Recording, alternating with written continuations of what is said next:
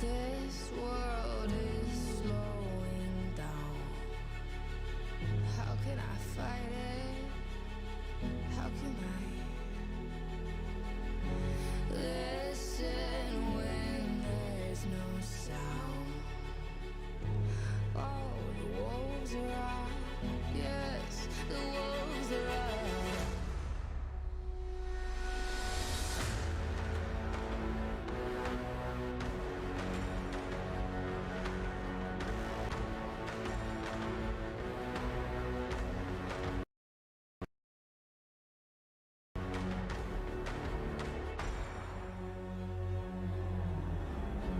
Hold on to what you found. Days are deceiving.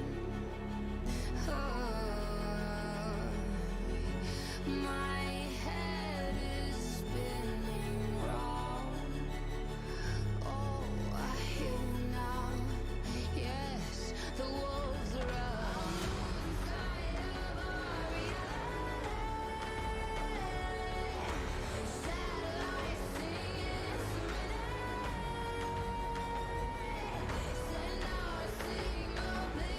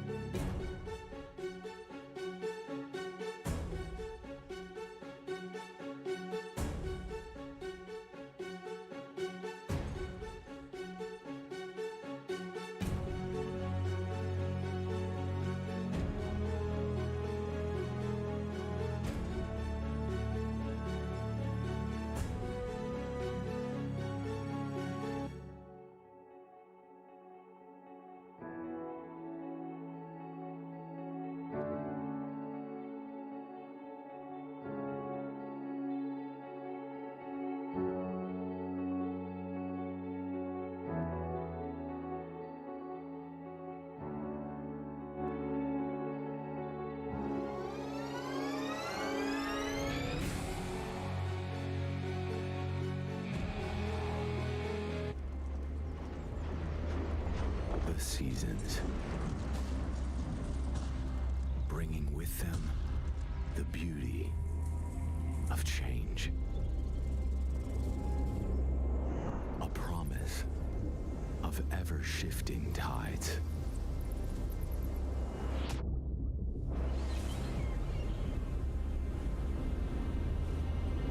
Whilst nature enforces transformation, everything fights for its time in the sun.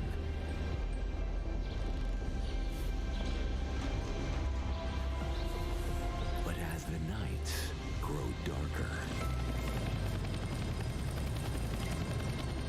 only those with strong roots can survive. Those without may wither and die. For only in the face of adversity can one begin the climb.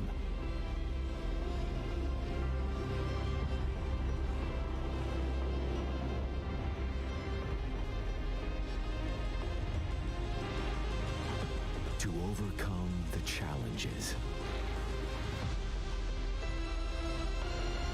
that inevitably await.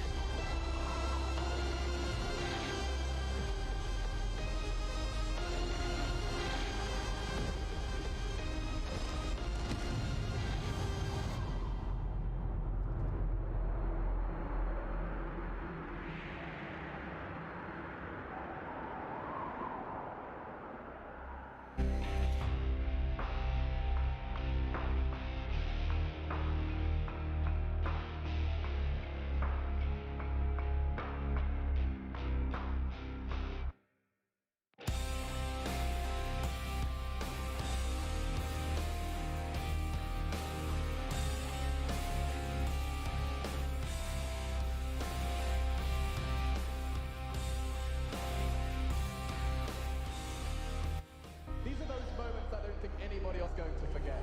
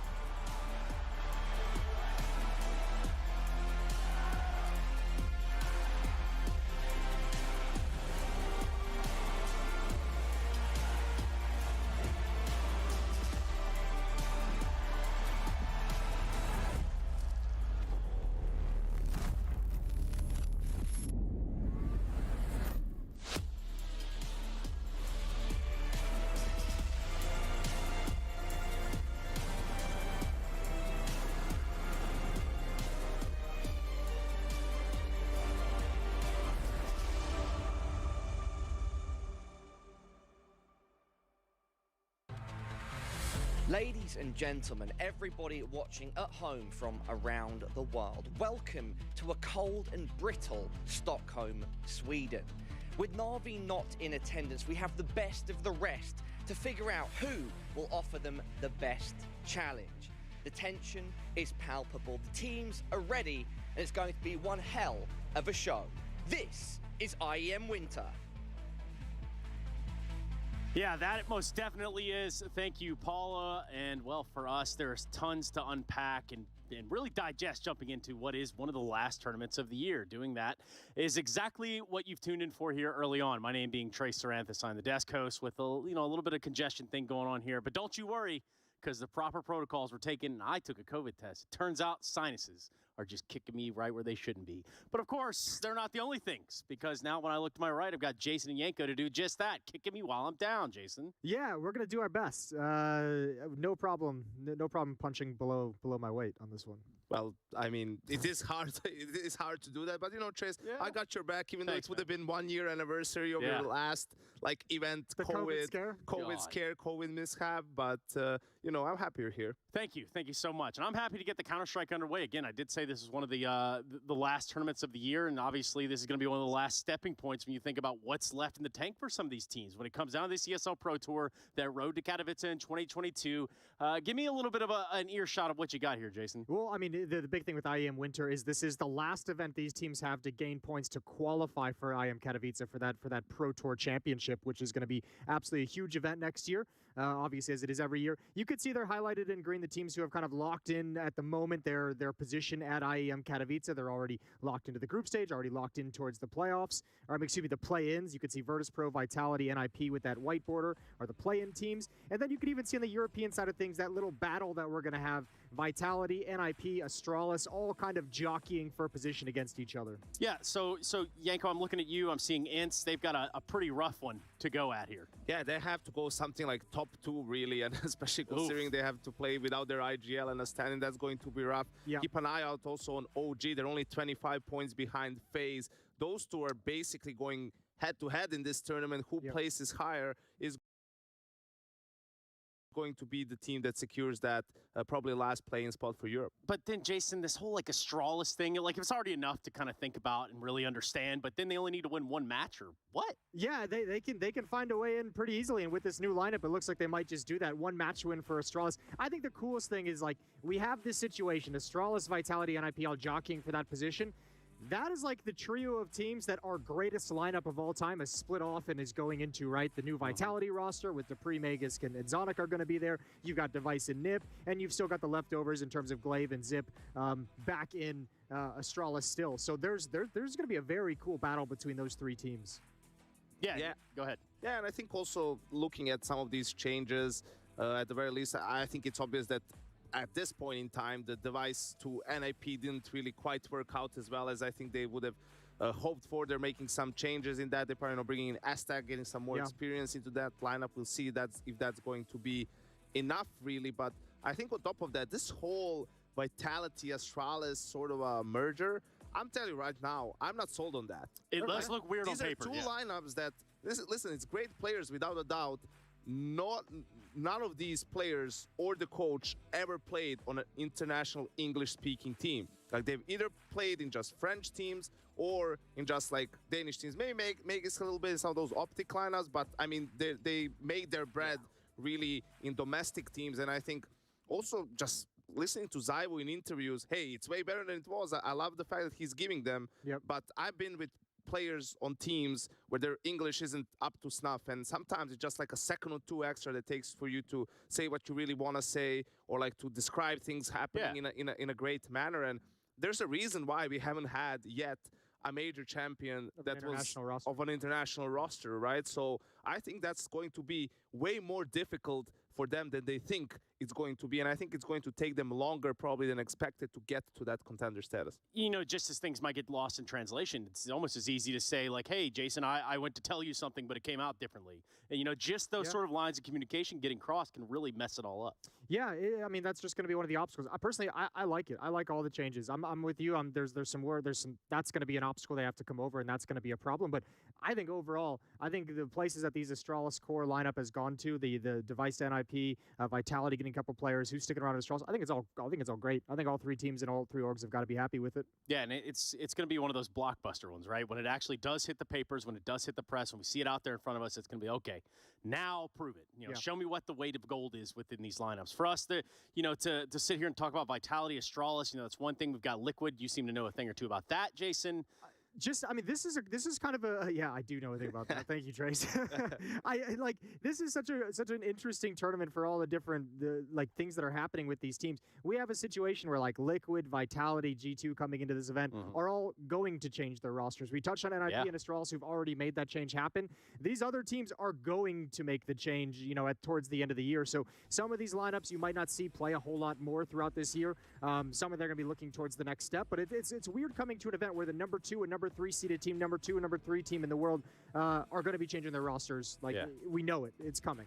Yeah, and especially for a team like Vitality, Shox, the rumor is he's going to Team Liquid as well. And we already saw it a little bit at Blast Fall Finals. Some of these teams, Liquid especially, playing much better, right, in that sort of an environment. And I think it just also shows you the issues of, pressure and how playing without it can really release you in a way. And So- just the stress of trying to make things work as well. Yeah, and that's exactly what G2 find themselves doing here and now. I mean, now they're playing with Kenny S. We know that Nexa isn't going to be playing in this tournament with them, and then you have the pending changes outside of that. So what would the vibe feel like there, Yanko?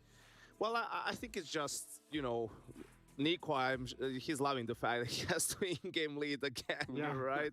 But he was super happy about But it. I think the interesting part about all of this is if Kenny manages to play well, and I think for him always the problem has never been like mechanics or skill. It's been the mental aspect, right? Too much pressure on him, on himself, and so on. He's not going to have any pressure here. So if he can deliver some good games, it can give you a glimpse into how good could G2 potentially be with a proper, like, high-powered opera on the lineup. It'll be interesting to see how well he's adapted to like the new like individual small minutia details that players have to deal with, like certain smokes, what they mean, what kind of a peak is coming after it, which the one ways are. It'd be interesting. It's going to be interesting to watch him individually trying to contend with a meta that he might not be up to date with, having not played at this level in some time. Yeah, the last game he played was in February this Yeah. year, and also he's been splitting his time a little bit between Valorant and CS, He's right? been living that streamer dream. He's been living the streamer life, right? So we'll see. I'm having high hopes for G2, though. Yeah, it's going to be an interesting thing to sort of quantify and watch as it unfolds, rather, going through the rest of this week. They're not even the only ones that's got a weird sort of change going on. You could talk a little bit about Fnatic as well, because, well,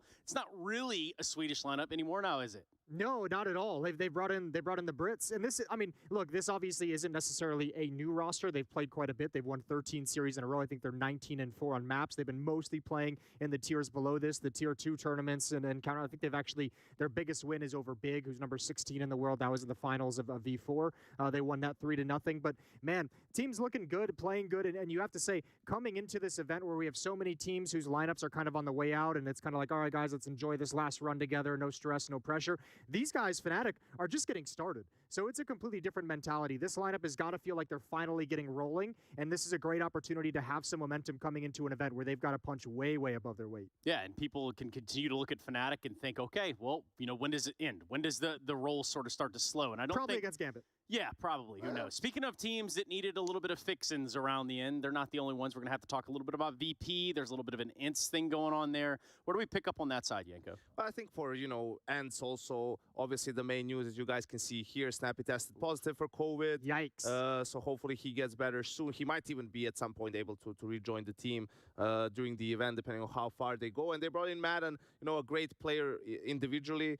On loan from FPX, and I think in terms of firepower, it's obviously an upgrade, but in terms of everything else, it's a huge downgrade, and I don't even know who's going to pick up that mantle for ENT.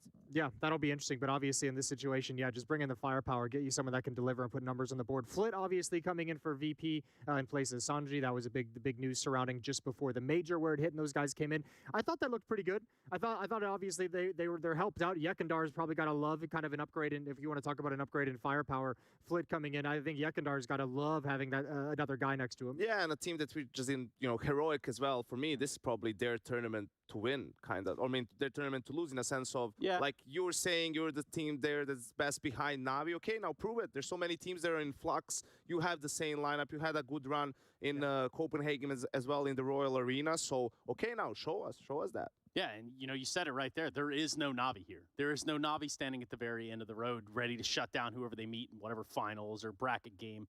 And I think that's something that some of these teams probably just wiping the sweat off their brow about. Yeah, certainly. You can see here the groups that we've got going on. G2 taking on Tyloo, OG versus Team Liquid, NIP Astralis is what we're going to be kicking off with, and Mao's Vitality. So, Yanko, what are the odds that G2 start this tournament from the lower bracket?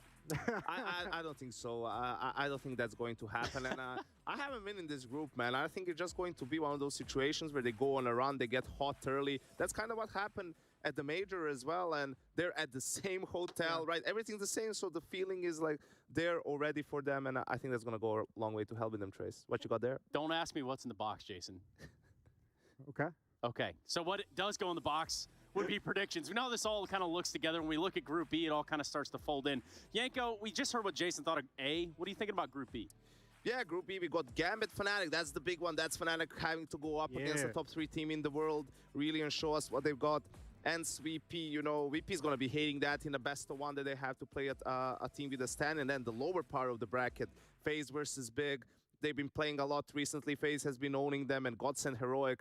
I feel bad for Godsend because, they've been on the up and up. They booked a Pro League spot for themselves as well, and they have to play Heroic in the first round. And then if they lose that, they play the loser of the FaZe big game. So that's going to be an uphill battle. Yeah, congratulations. Hope you enjoyed the celebration. It was all good just a week ago. Welcome to the pros. Yeah, welcome to I guess what would have been our prediction segment. But honestly, I just kind of want to get your cards, put them in that box, and then we can just kind of go on about our merry way here. Yeah. Anything you want to say before you put your submissions in? No, I have group submissions. I have multiple. I have 5, in fact. So did you look through all of them, or?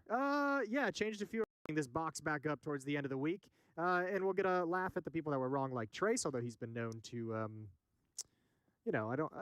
doctor would be. There's the term. product placement.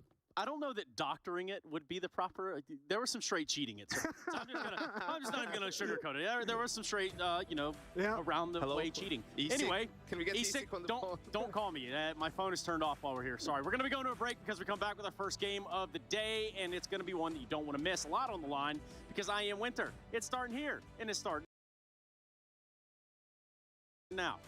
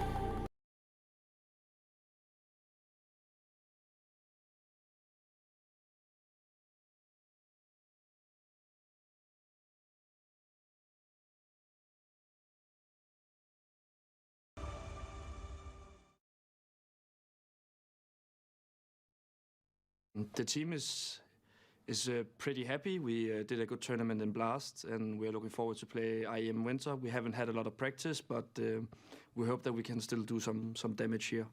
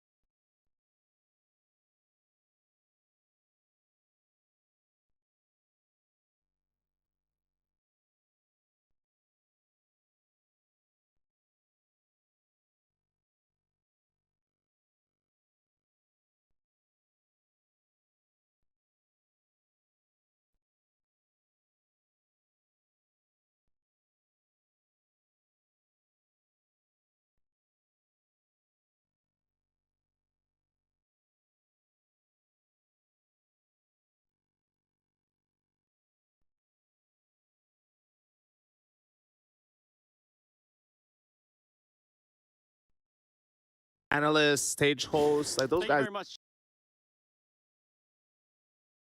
nailed it. Yeah, they even just basically did a